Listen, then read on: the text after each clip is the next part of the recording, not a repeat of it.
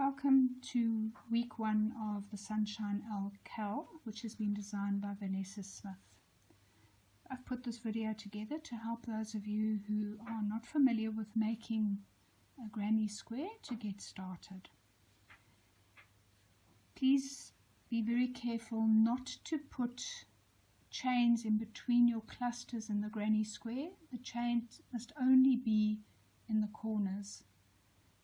This is very important to ensure that you have the correct stitch count before you start the next part of this project.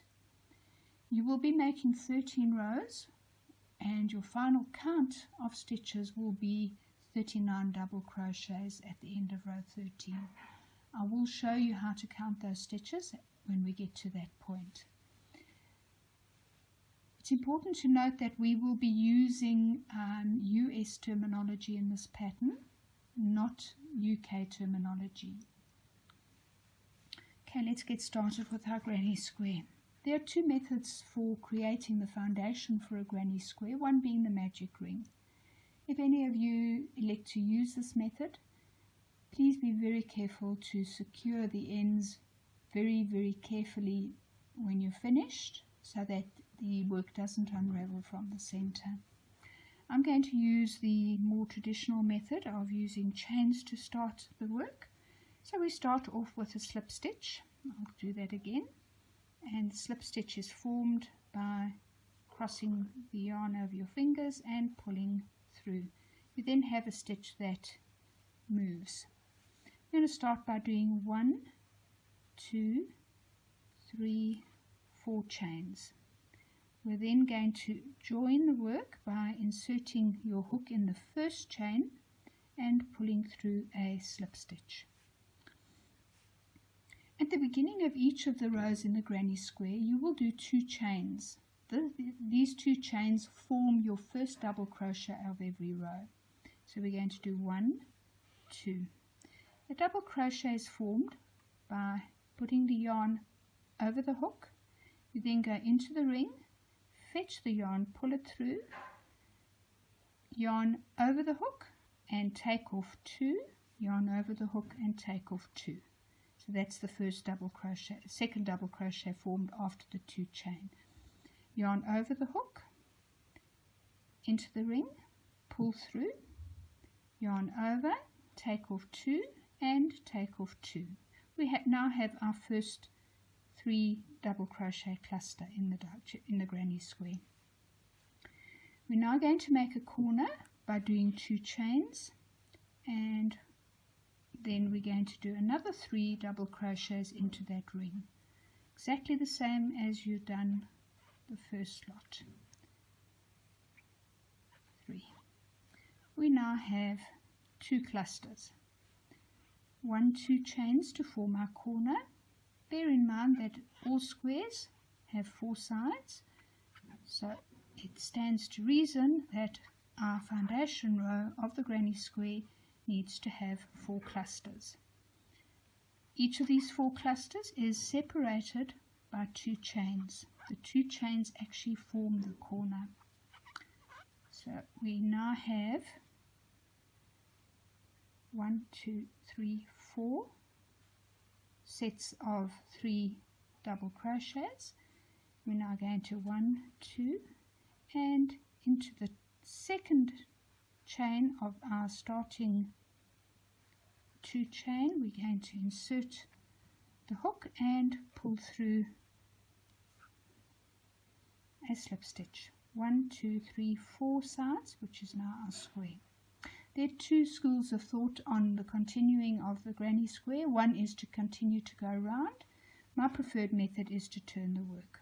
So I'm going to start off by doing my 2 chain, which is the first double crochet of the next round. I'm going to turn the work and I'm going to then work into the first corner of row 2.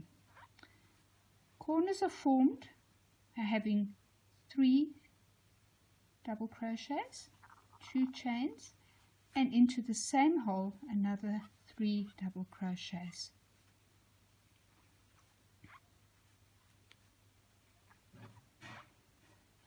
Okay, so there's our first corner formed.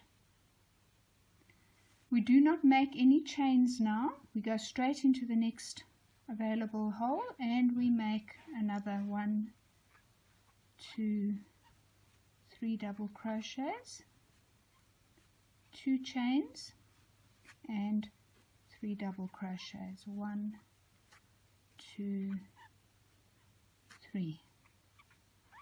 So if we look at this, each corner on the row 2 must have 1, 2, 3 double crochets, 2 chains and 3 double crochets. No chain in between. Go straight to the next hole, 3 double crochets, 2 chains, 3 double crochets. I'm going to now do the third corner, and that's 1, 2, 3 and 1, 2 and 1, 2, 3. Just to reiterate, the chains form the actual corner and you have a set cluster of 3 double crochets on either side of that corner. So we're going to do the final one. 1, 2, 3, 2 chains and 1, 2, 3. We're now at the start of the row. We need to join this bit here to the beginning. Again, we're going to go into the second chain that we made, which was our first double crochet, and pull through a slip stitch. 2 chains, which is our first double crochet of the next row, turn the work and we continue.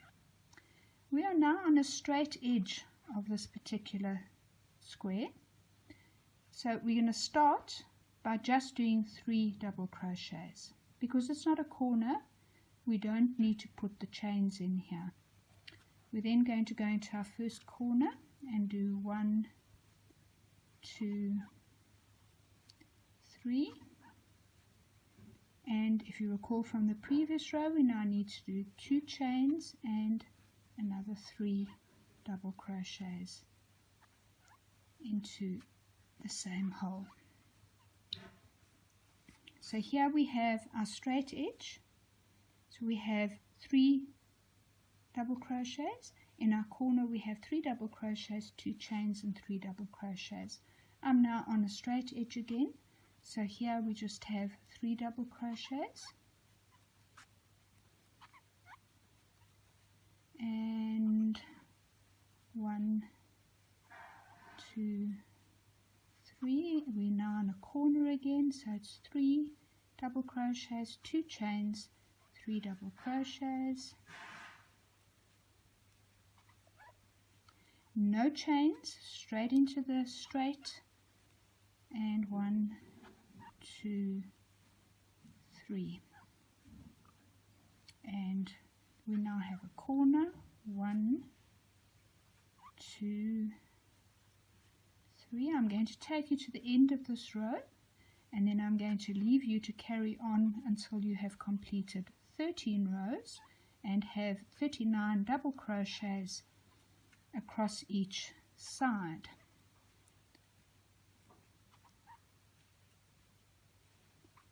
And we're now coming to another corner.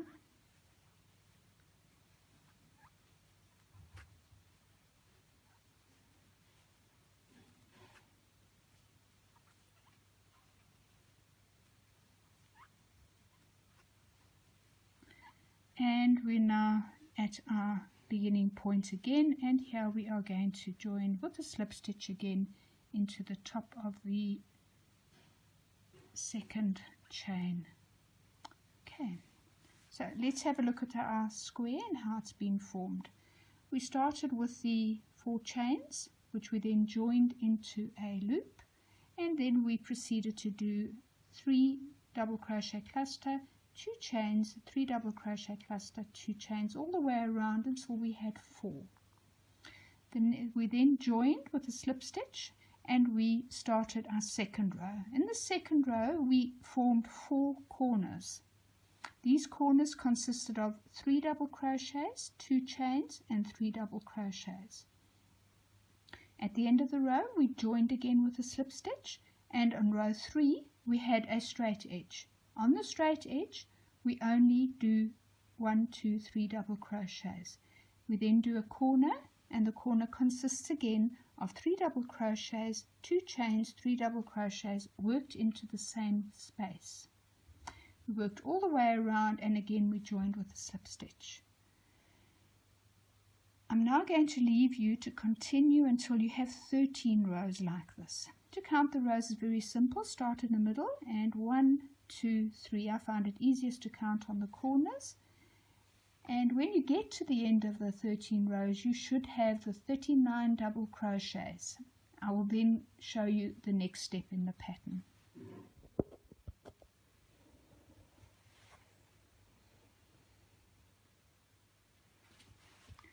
Right, welcome back.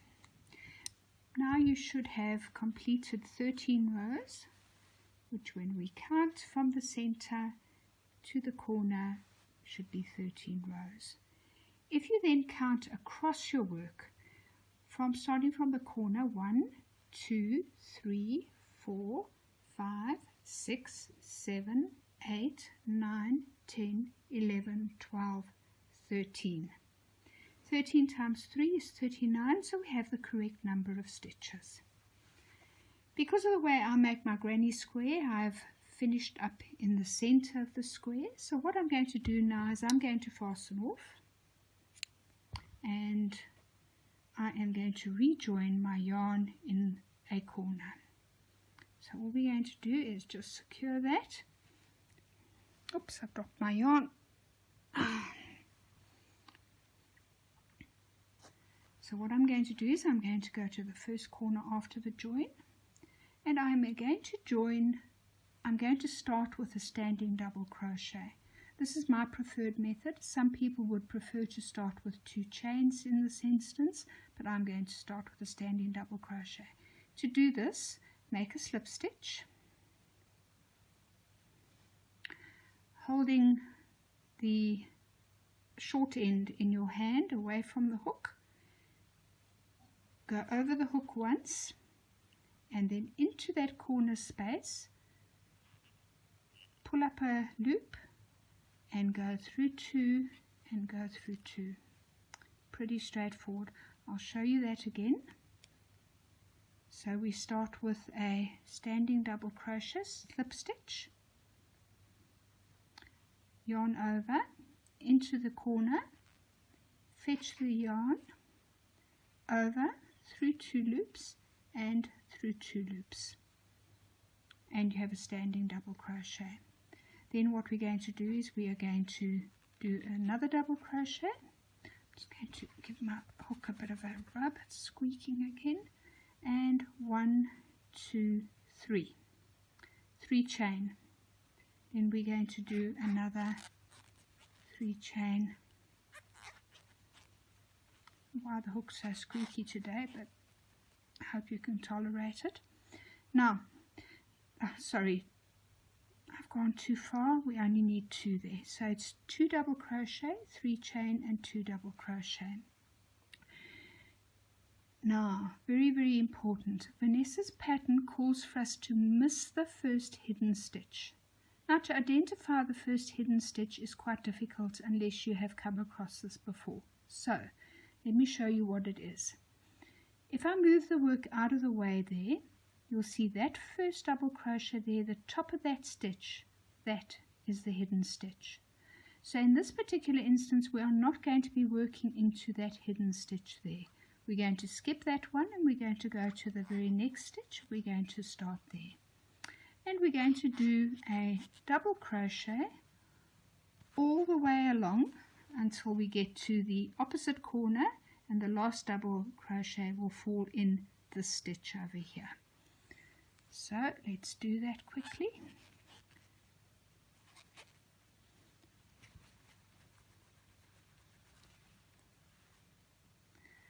I think I'm a little bit nervous, so my hands are sweating a bit, so please bear with the squeaks.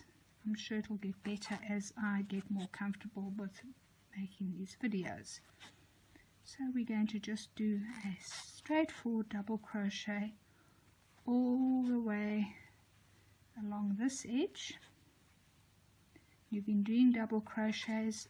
The only difference being here is that you're working into each of the loops at the top of the stitch of the last row. So we're going to go all the way across.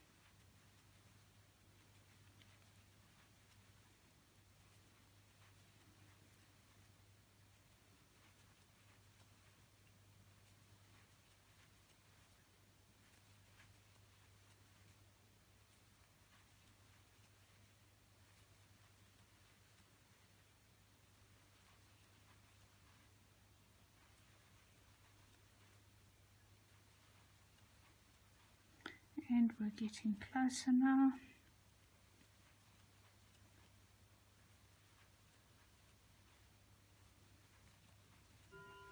It's very important to keep counting as you're working through this cowl. If your row counts are not 100% correct, subsequent rows will be a problem and it'll just become extremely frustrating. So please take the time just to count at the end of each row. And now we're at the end and we're going to do our corner, which is 2 double crochets, 3 chains, 2, 3, and another 2 double crochets in the same space.